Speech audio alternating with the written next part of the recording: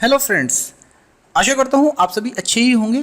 Last part में मैंने आपको पार्टनरशिप के फंडामेंटल्स का बेसिक पार्ट पढ़ाया था। अगर अभी तक आपने वो क्लास नहीं देखी है तो डिस्क्रिप्शन में उसका लिंक है, वहाँ से जाके आप उस क्लास को ज़रूर देखिएगा।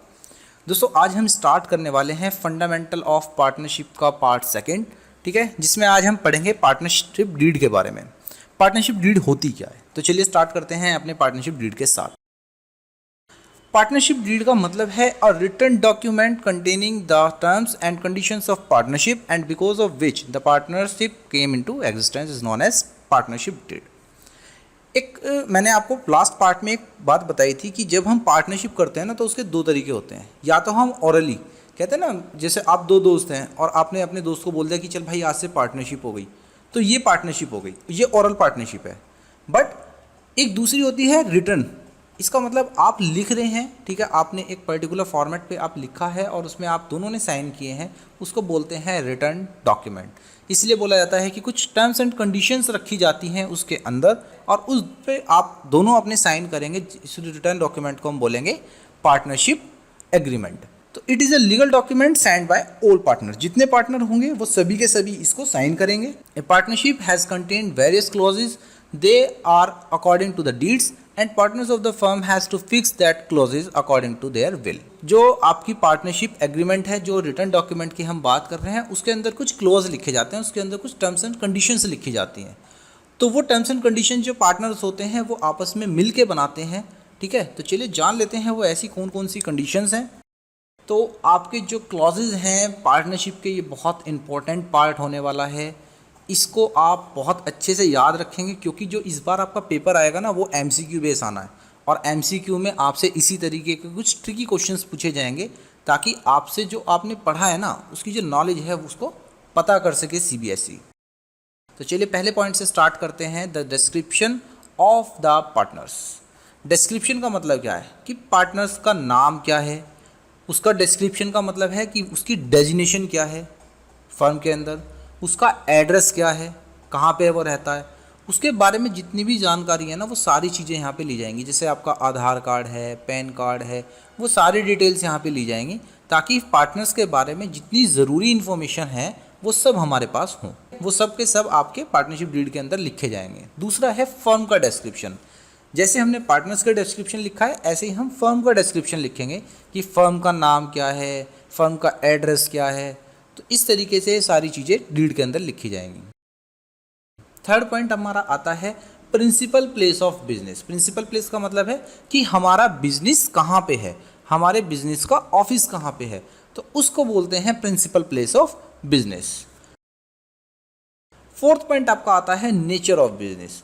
It specify the nature of business that the firm shall carry on. इसका मतलब आपकी फर्म किस तरह का काम करती है, क्या काम करती है। बिजनेस का हमने प्लेस तो देख लिया कि प्लेस यहाँ पे है, पर काम क्या करती है, तो वो जो काम करना है आपका उसको बोलते हैं नेचर ऑफ बिजनेस, कि आपका नेचर क्या है बिजनेस का, ठीक है। आप सर्विस में हैं, आप ट्रेडिंग करते हैं, आप मैन्युफैक्चरिंग करते हैं, तो ये सारी चीज़ें।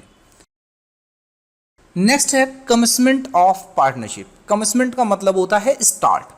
आपकी पार्टनरशिप कब से स्टार्ट हुई है, तो ये भी आपको पार्टनरशिप डीड के अंदर बताना होगा। नेक्स्ट पॉइंट आता है आपका कैपिटल कंट्रीब्यूशन।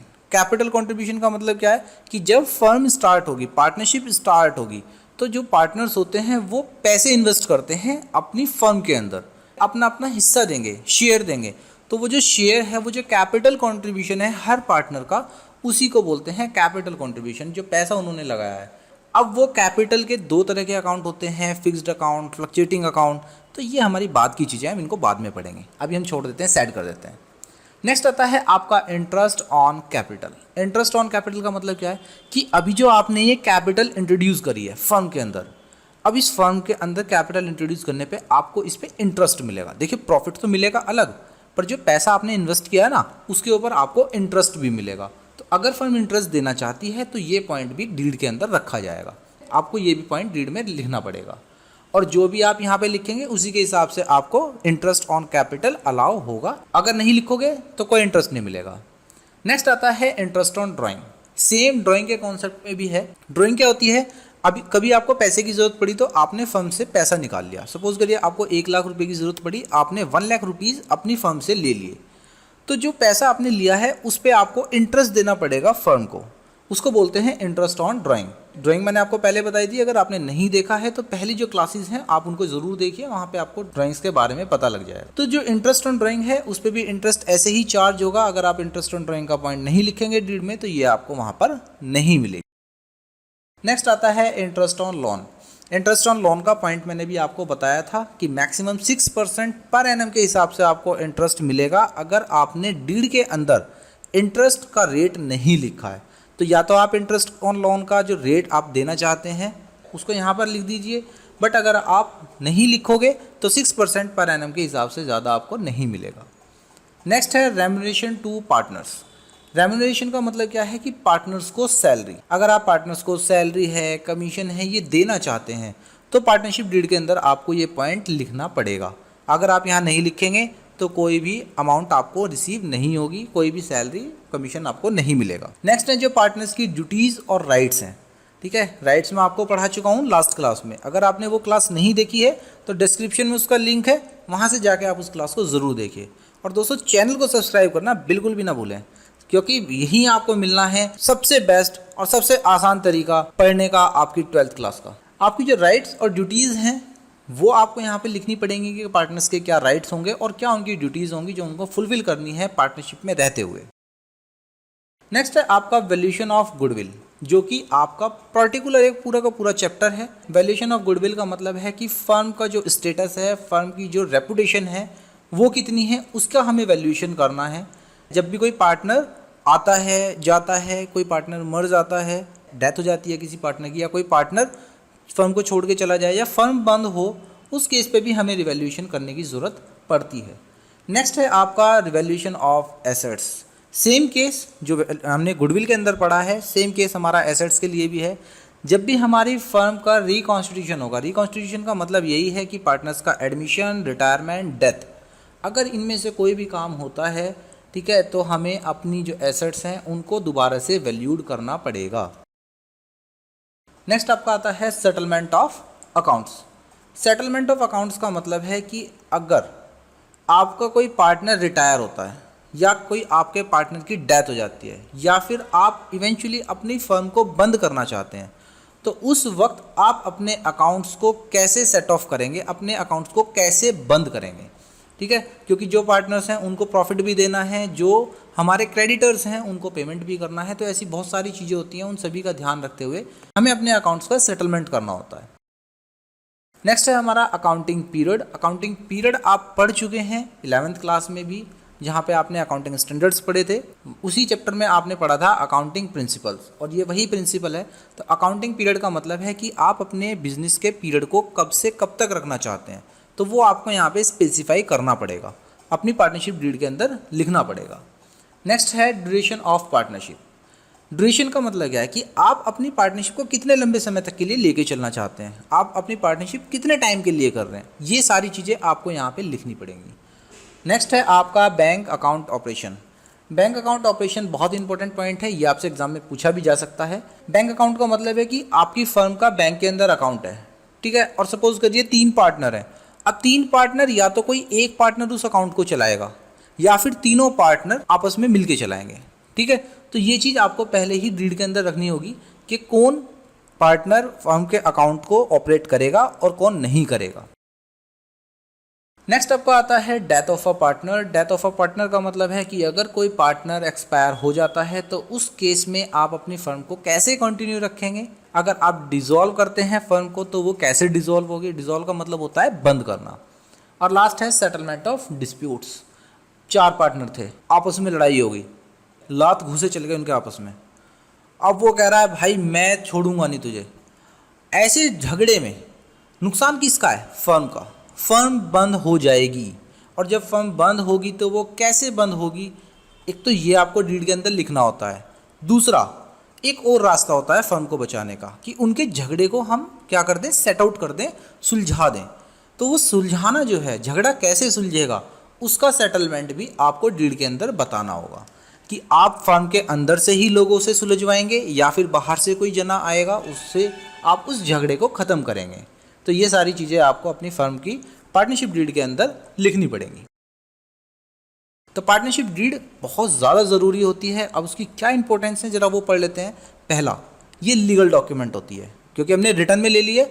जब रिटर्न डॉक्यूमेंट होगा तो वो लीगल डॉक्यूमेंट बन जाएगा। ठीक है, आप इसको कहीं पे भी प्रोड्यूस कर सकते हैं, कोर्ट में प्रोड्यूस कर सकते हैं जब भी आपको ज़रूरत पड़े। दूसरा है नेसेसिटी। क्या पार्टनरशिप डीड ज़रूरी होती है?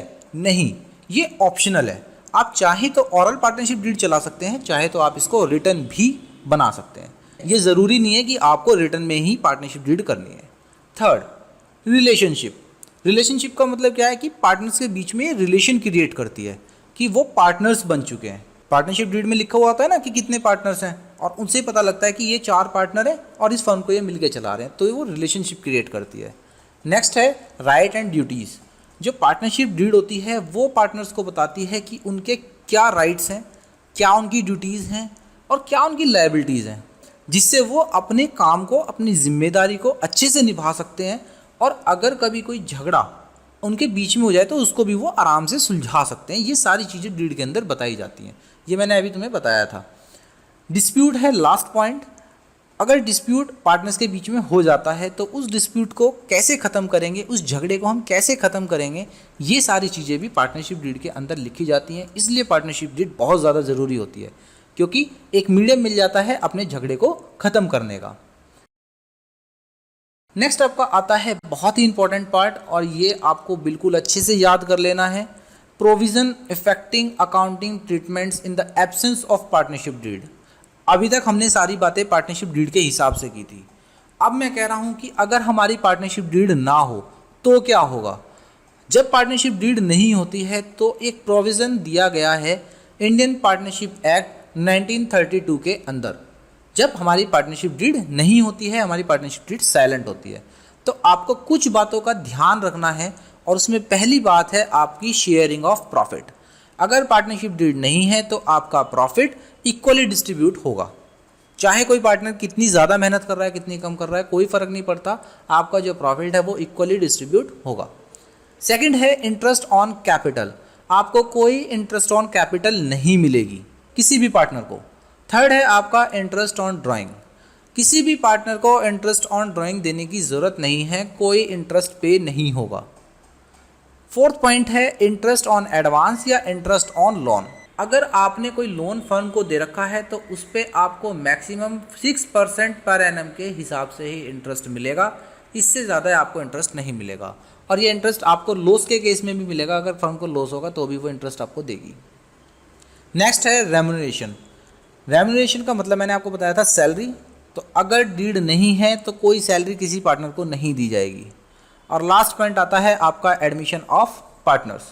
तो अगर सभी पार्टनर एग्री हैं तभी आप किसी नए एडमिशन को ले सकते हैं, नए पार्टनर को ऐड कर सकते हैं अपनी फर्म के अंदर, वरना नहीं। सपोज करिए 5 पार्टनर हैं, 4 पार्टनर एग्री हो गए हैं बट एक पार्टनर एग्री नहीं है, वो नहीं चाहता कि कोई एडमिशन हमारी फर्म के अंदर हो, तो आप नए पार्टनर को ऐड नहीं कर सकते। तो ये 6 पॉइंट आपको याद रखने हैं। पहला पॉइंट है प्रॉफिट शेयरिंग इक्वल होगा, इंटरेस्ट ऑन कैपिटल नहीं दी जाएगी, ड्राइंग पे इंटरेस्ट नहीं मिलेगा, एडवांस और लोन अगर वो दिया हुआ है तो इंटरेस्ट मिलेगा 6% पर एनम, रेम्यूनरेशन पे कोई रेम्यूनरेशन नहीं मिलनी है पार्टनर्स को, और एडमिशन पे सभी का एग्री होना ज़रूरी है। अब कुछ इम्पोर्टेंट हमारे सेक्शंस हैं जो आपसे पूछे जा सकते हैं, तो ये भी आपको थोड़ा सा याद होने चाहिए। पहला है हमारा सेक्शन 30। यहाँ पे आपको सेक्शन याद नहीं करने हैं, सेक्शन मैंने सिर्फ आपको रेफरेंस के लिए बताए हैं, आपको याद करना है उसका कंटेंट। पहली है पॉइंट कि माइनर पार्टनर आपका फर्म के अंदर पार्टनर हो सकता है अगर सभी पार्टनर एग्री हैं तो। माइनर कौन होता है? जो 18 साल से कम है। तो 18 साल से कम का जना भी आपकी फर्म में पार्टनर बन सकता है। कोई नया एडमिशन कब होगा? जब हमारे सभी पार्टनर्स एग्री होंगे और उन पार्टनर्स ने रिटर्न में एग्रीमेंट किया होगा। एक्सप्रेस एग्रीमेंट होता है एक, और एक रिटर्न में एग्रीमेंट होता है। एक्सप्रेस एग्रीमेंट का मतलब होता है कि उन्होंने ऑरली बोल दिया कि हाँ भाई ठीक है हम एग्री करते हैं, नए पार्टनर को ऐड कर लो, तो नया पार्टनर ऐड हो जाएगा। नेक्स्ट है आपका रिटायरमेंट, कि अगर कोई पार्टनर रिटायर होता है तो या तो वो सभी पार्टनर की सहमति से रिटायर होगा, या फिर वो एक्सप्रेस एग्रीमेंट के थ्रू, या फिर वो एक प्रॉपर नोटिस दे के रिटायर हो सकता है। नेक्स्ट है आपका डिसॉल्व फर्म। फर्म को डिसॉल्व करने के लिए या तो आपने पार्टनरशिप डीड के अंदर पॉइंट्स दिए हुए हैं कि किस तरीके से हम फर्म को डिसॉल्व करेंगे, या फिर आपका कोई पार्टनर डेथ हो गई है, सपोज करिए 2 पार्टनर थे, अब पार्टनर एक ही बचा है और फर्म के लिए 2 पार्टनर मिनिमम चाहिए होते हैं, तो एक पार्टनर फर्म नहीं चला सकता, तो उस केस में फर्म कैसे डिसॉल्व होगी। और लास्ट पॉइंट आपका आता है रजिस्ट्रेशन का। तो रजिस्ट्रेशन मैं आपको बता चुका हूँ, वो ऑप्शनल होता है, कंपलसरी नहीं है। आपको रजिस्ट्रेशन आप चाहें तो फर्म का करा सकते हैं, और आपकी अगर मर्जी नहीं है, आप नहीं कराना चाहते तो मत कराइए। कोई कंपलसरी, कोई मैंडेटरी प्रोविजंस नहीं है। लास्ट आती है बात आपकी लायबिलिटीज़ की, कि पार्टनर्स की ऐसी कौन कौन सी लायबिलिटीज़ होती हैं। तो पहली लायबिलिटी होती है profit of a similar business. अगर आप जिस बिज़नेस में हैं, सपोज करिए आप जो है एक ए और बी 2 मिलके एक कोई बिज़नेस चला रहे हैं, और ए जो है दूसरे बिज़नेस में चला जाता है जो कि सेम नेचर का है बी वाले बिज़नेस के साथ। जो बी वाला बिज़नेस है आपका, उसके सेम नेचर का बिज़नेस है दूसरे वाला भी। तो कंपटीशन क्या होगा, जो चीज़ यहाँ पे आप कर रहे हो वो वहाँ पे भी करोगे, तो इससे क्या होगा, इस फर्म का बेनिफिट आप दूसरी फर्म को भी दे रहे हो, तो वहाँ से जितना भी प्रॉफिट होगा वो सारा का सारा प्रॉफिट पार्टनर को, फर्म को वापस देना पड़ेगा। दूसरा पॉइंट आता है profit earn for self from business firm. इसका मतलब अगर आप कोई सेल्फ से कोई अर्निंग करते हैं तो उस केस में क्या होगा, अगर आप कोई बिजनेस ट्रांजेक्शन कर रहे हैं और फर्म की प्रॉपर्टी को यूज़ कर रहे हैं, मतलब फर्म की जो एसेट्स हैं आप उनको इस्तेमाल कर रहे हैं, उनको इस्तेमाल करके आपने अगर कोई प्रॉफिट अर्न किया है, तो वो सारा का सारा प्रॉफिट आपको फर्म को वापस देना पड़ेगा। तो ये 2 लायबिलिटीज़ हैं पार्टनर्स की। उम्मीद करता हूँ आपको ये कंटेंट अच्छा लगा होगा, आपको ये सारी चीज़ें अच्छे से समझ में आई होंगी। चलिए मिलता हूँ आपसे अगले और पार्ट्स में, ठीक है, और कुछ नई क्लासेस के साथ। तब तक के लिए थैंक यू एंड बाय।